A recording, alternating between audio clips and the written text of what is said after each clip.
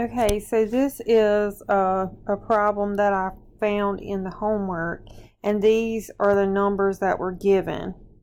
So I have to create a stem and leaf plot. The first step is to put your numbers in order from the smallest to the greatest, and then draw your stem and leaf plot.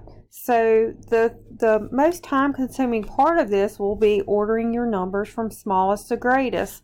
And really a good thing to do is when you find your smallest number, go ahead and mark it out so you know that you've used it, and then 90, and then 92, and that way you don't make a mistake and write a number twice.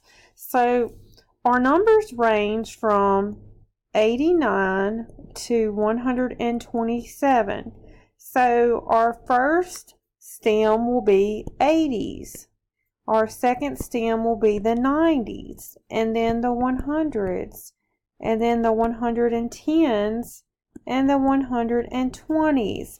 So your ones digit will go on the right side, the leaf side. So 89, you will put your 9 here. So we have one number in the 80s range, and it's 89, and then 90, and then 92, 93, 96, 97, and 99.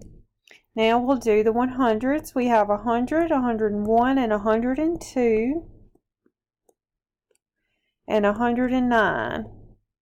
And then we have 112. Oops, I moved it over a little bit. We have 112 and 117, 118.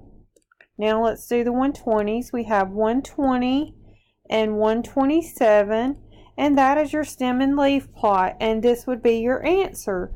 Now let's just say there were two 127s. Well, if there are two 127s, we would have two 127s in the stem and leaf plot. So it's always important that you list that every number is represented. Now we can see, I'm going to erase that, and now we can see our numbers instead of a long list out of order. Now we can easily see our numbers, and the smallest number is 89. The largest number is 127, and that is ignore all the marks on here. I just had work to show the middle, what the middle numbers are, but you don't have to do that. All you have to do is prepare the stem and leaf plot, which we did. Let me mark all of that off. This is the stem and leaf plot. So if you have any questions about how to actually prepare the stem and leaf plot, just message me in Canvas and I will be glad to answer your questions.